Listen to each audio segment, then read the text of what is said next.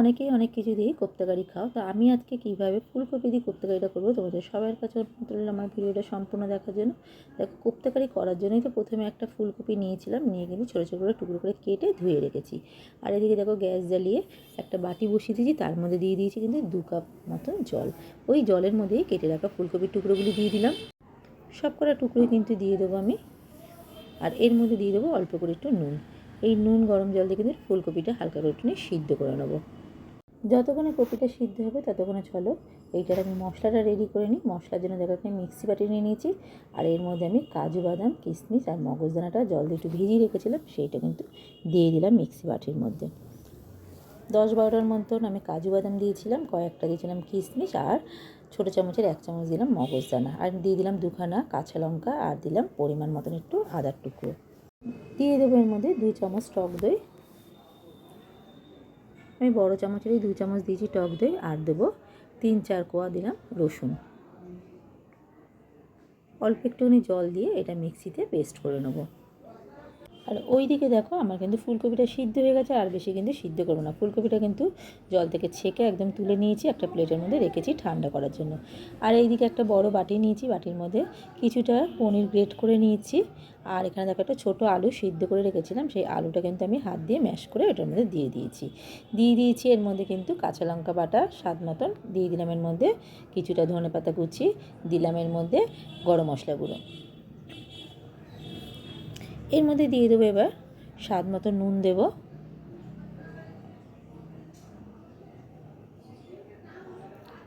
আর দেবো 1/2 চামচের মতন দিলাম আদা বাটা। দিয়ে দিলাম এই চামচের 2 চামচ দেবো আমি বেসন দেবো।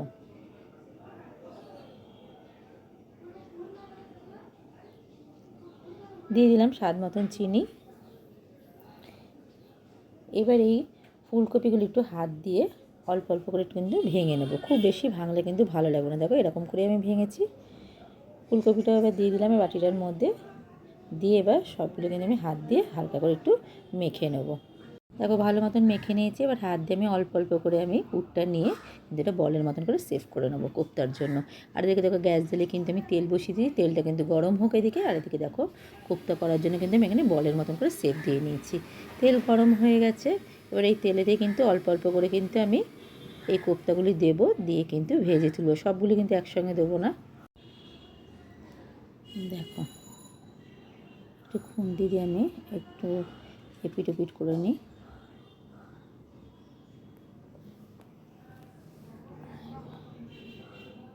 তেল কিন্তু খুব বেশি গরম করবে না, তাহলে কিন্তু বেশি লাল হয়ে যাবে। দেখো এগুলো কিন্তু ভাজা হয়ে গেছে, আমি এগুলো তুলে নিই। আর এরকম করেই একই প্রসেসে কিন্তু আমি আর কোপ্তাগুলো ভেজে নেবো। দেখো সব কটা কোপ্তা কিন্তু আমার ভাজা হয়ে গেছে। আর কড়াইতে যা তেল আছে সেই তেলেতেই কিন্তু আমার রান্নাটা হবে। এর মধ্যে দিয়ে দিলাম আমি 1 চামচ দিলাম ঘি। ফোড়নের জন্য দিলাম একটা তেজপাতা ছিঁড়ে, দিয়ে দেবো এর মধ্যে একটা ছোটো পেঁয়াজ কুচানো। পেঁয়াজটা কিন্তু একটু খুব ফাইন করে একটু কুচাতে হবে। স্বাদ মতো নুন দিয়ে দিলাম, নুন দিয়ে কিন্তু পেঁয়াজটা একটু হালকা করে একটু ভেজে নিই। পেঁয়াজ দেখো ভাজা হয়ে এসছে, এবার এর মধ্যে দিয়ে দেবো আমি একটা টমেটো কুচানো, ছোটো একটা টমেটো কুচানো দিয়েছি। টমেটোটা দিয়েও কিন্তু পেঁয়াজটা একটু নাড়াচাড়া করে নেবো যতক্ষণ না টমেটোটা একটু নরম হয়ে আসে। দেখো টমেটোটা কিন্তু নরম হয়ে এসছে, এবার এর মধ্যে আমি দিয়ে দেবো স্বাদ মতন দেবো লঙ্কার গুঁড়ো। তোমরা কাঁচা লঙ্কা বাটা দিয়েও করতে পারো, তবে আমি লঙ্কার গুঁড়ো দিলাম। দিয়ে দিলাম এর মধ্যে এই চামচেরই দিলাম একটু ধনের গুঁড়ো।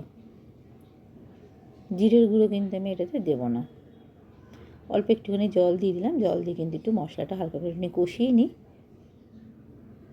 দেখো তেলটা ছেড়ে এসছে, এবার এর মধ্যে দিয়ে দিলাম যে মিক্সিতে যে মশলাটা যে পেস্ট করেছিলাম সেই মশলা পেস্টটা। একটুখানি খুন্তিটা দিয়ে একটু নাড়াচাড়া করে নেবো। দিয়ে দেবো এর মধ্যে এবারে পরিমাণ মতন দেবো হলুদ গুঁড়ো,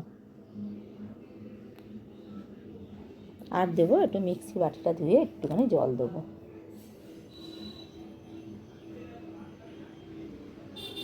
দিয়ে এবার মশলাটা কিন্তু ভালো মতন এটা কষিয়ে নিতে হবে।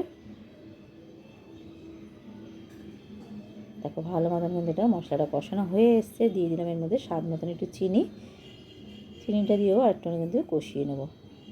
দেখো তেল কিন্তু ছেড়ে এসছে মশলাটা দিয়ে দেবো এর মধ্যে এবারে পরিমাণ মতন দেবো জল। খুব বেশি কিন্তু জল দিতে লাগবে না,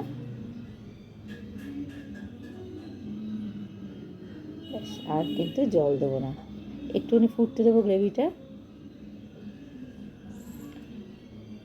দেখো গ্রেভিটা কিন্তু ফুটে গেছে, এবার দিয়ে দিলাম আমি কোপ্তাগুলো,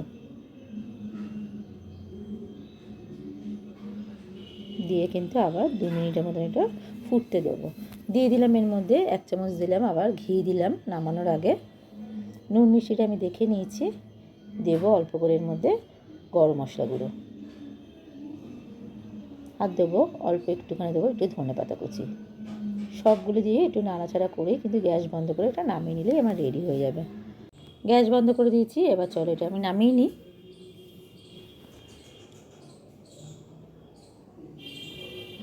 গ্রেভিটা একটু রাখতে হবে, নাহলে কিন্তু গ্রেভিটা টেনে নেবে। একদম কিন্তু রেডি হয়ে গেছে কিন্তু ফুলকপির কোপ্তা কারি। এইভাবে তোমরা একবার বাড়িতে বানিয়ে দেখতে পারো। রেসিপিটা যদি তোমার ভালো লেগে থাকে আমার ইউটিউব চ্যানেলটাকে সাবস্ক্রাইব করে দিও। ফেসবুক প্রোফাইল থেকে দেখলে লাইক শেয়ার কমেন্ট করার অনুরোধ ছিল। আবার আজও তোমাদের কাছে নতুন কোনো রেসিপি নিয়ে তোমাদের জন্য বাহারি রান্না করে। আর এইটা কিন্তু তোমরা লুচি, পরোটা, ফ্রায়েড রাইস, পোলাও সব কিছুর সঙ্গেই কিন্তু পরিবেশন করতে পারো। আজকের মতন টাটা।